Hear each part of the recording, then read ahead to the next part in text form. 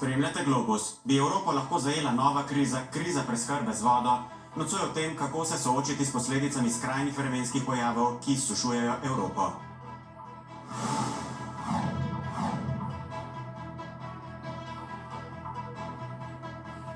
L'arrivo di anticicloni africani sul Mediterraneo porta a un grande caldo, grande siccità. Y en el sector cero, tanto margen derecha como margen izquierda de Sevilla, se ha decidido pues no sembrar arroz.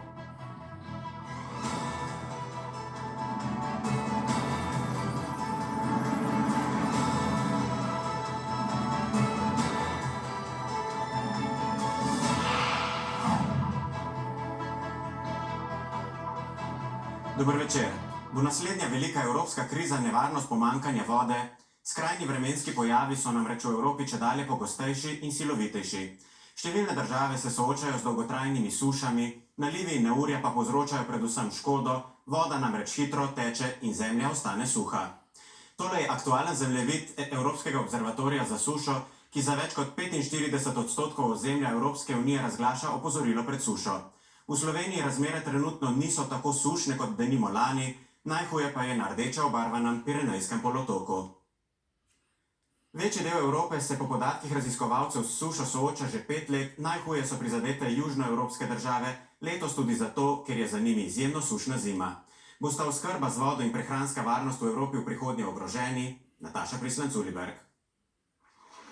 Na jugu Španije še nedavno vodnato območje Narodni park Doñana, znan po množičnih več tisočglavih jatah flamingov, letos samiva. Zaradi dolgotrajne suše je prostor za gnezdenje na tem območju našel bistveno manj flamingov. Od lanskega oktobra do letošnjega aprila je tam padlo za četrtino manj dežja od povprečja. Množične jate ptic so zdaj le še spomin. Aquí yo he llegado a ver la laguna está completamente llena de, o sea, todo lleno de flamencos. Dicen que algunos días se han contabilizado alrededor de 20.000 flamencos. Entonces, pues de ver esto lleno de agua y con un montón de vida. Območje Donjane je bilo še pred kratkim rodovitno območje tudi za riž na skoraj 40.000 hektarjih. Zdaj je tu samo še posušena zemlja. Esto es tierra arcillosa que está pues seca y lo que hace es que crea terrones pequeños que impide pues cualquier cultivo de cereal o hortícola o demás. Že lani so kmetje na tem območju imeli za 70% manj vode, kot bi je potrebovali. Letos ni nič bolje. Kmetje so morali sprejeti težko odločitev, da posadijo le tretjino riža, kot so ga v prejšnjih letih, ponekod še tone. Este año, siendo más grave la situación de déficit, se ha decidido que las dotaciones para todos los cultivos sean un 11% aproximadamente, y en el sector rocero, tanto margen derecha como margen izquierda de Sevilla, se ha decidido pues no sembrar arroz. Več kot polovica Španije se sooča s sušo. Za sadje in zelenjavo Španci odštejejo do 20% več denarja kot lani. Countries like Spain and France, they're coming out of a very extreme drought last summer. Potentially 1 in 500-year drought, and scientists have shown that the drought that we've experienced in Central Europe last summer was made 20 times more likely because of man-made climate change. V Franciji so imeli letos najbolj sušno zimo od leta 1959. V nekaterih delih države je poraba vode strogo omejena.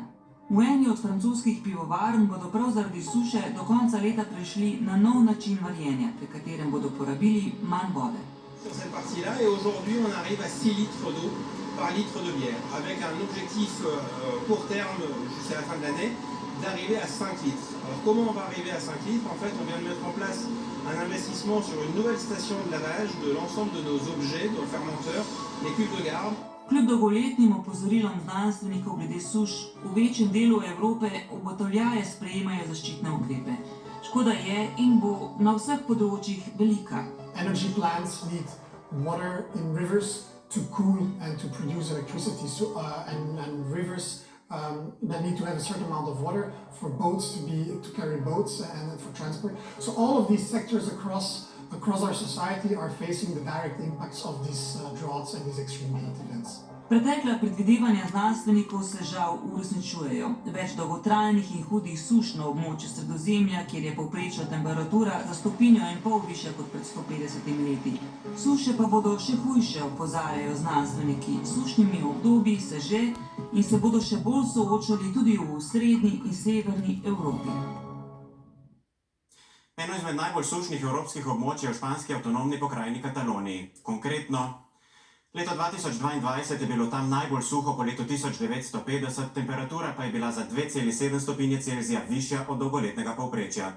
Zato so katalonske oblasti že sprejele več ukrepov, med njimi ponekod tudi omejitev porabe vode. V katalonskih zbiralnikih je namreč le še 30% vodnih zalog. Več o tem pa z direktorjem tamkajšnje agencije za vodo Samuelom Reyesom.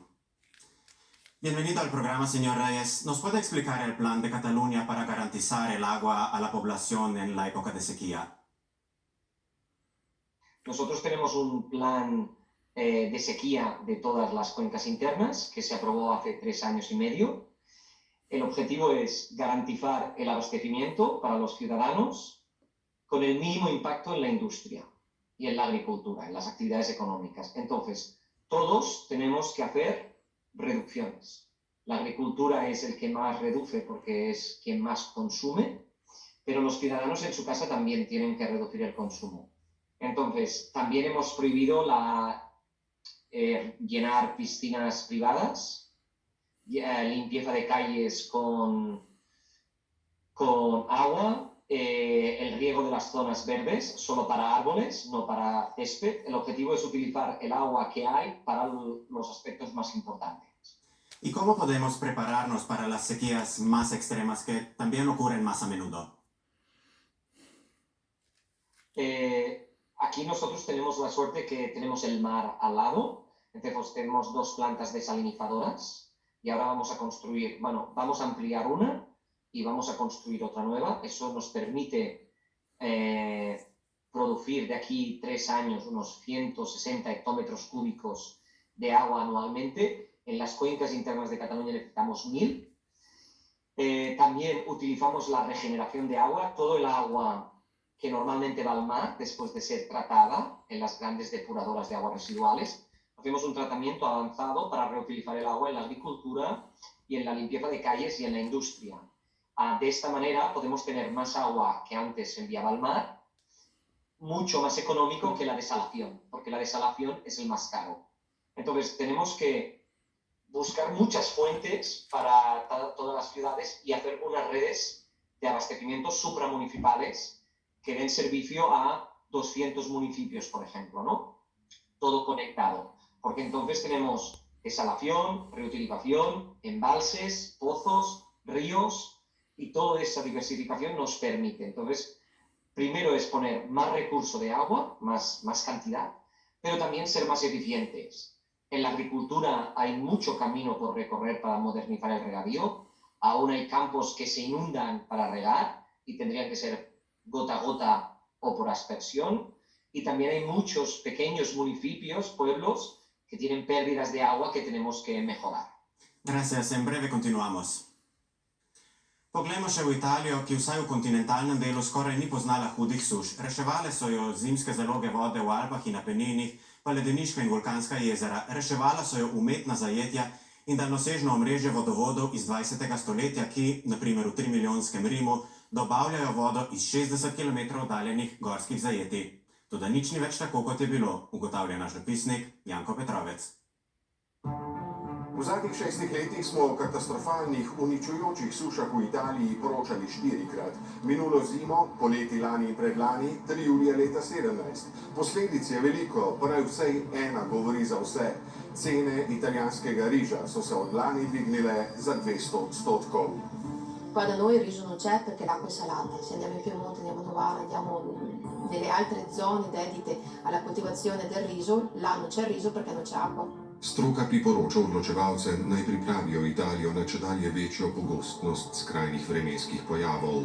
L'arrivo di anticicloni africani sul Mediterraneo porta a un grande caldo, grande siccità, ma quando se ne tornano sull'Africa, perché non hanno la forza di rimanere sempre su di noi, arrivano queste correnti fredde con un contrasto termico molto forte, soprattutto con il Mediterraneo estremamente caldo, e creano queste precipitazioni violente. Ekstremna količina dežja, ki je maja opustošila deželo Emilijo Romagno in njeno okolico, je vzela 15 življenj in naredila za vsaj 9 milijard evrov škode.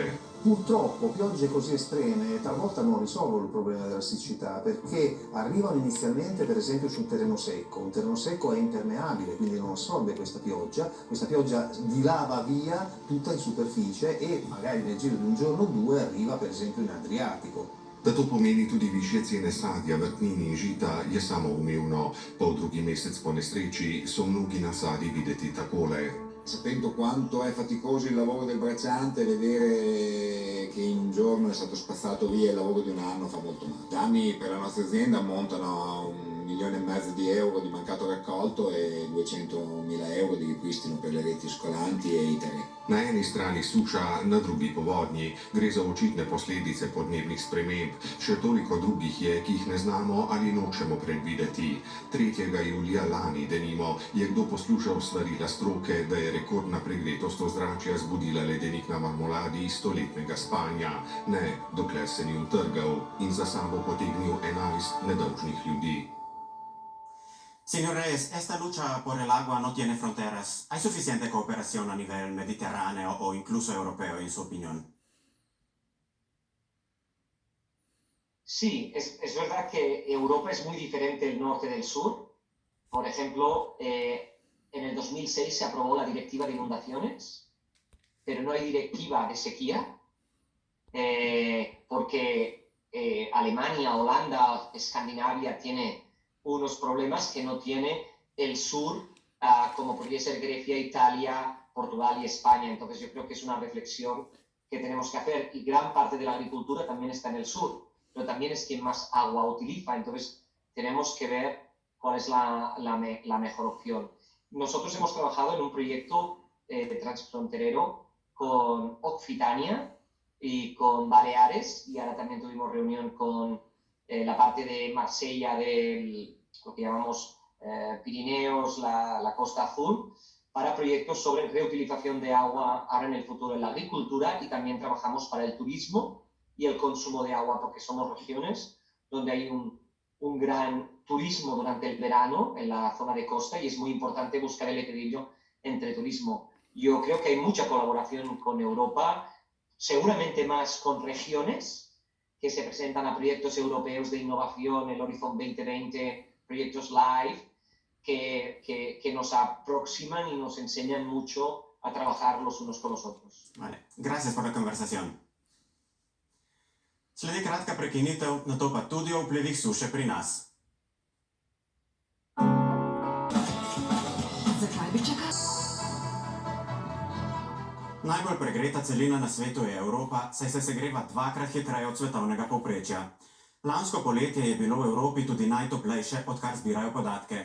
To je povzročilo hudo sušo in obsežne gozdne požare. Vročina pa je povzročila tudi več kot 16.000 smrti, ugotavljata Svetovna meteorološka organizacija in Evropski program za spremljanje podnebja Copernicus. V tokratni sintezi podnebne razmere v Evropi orisuje Neža Kampijut.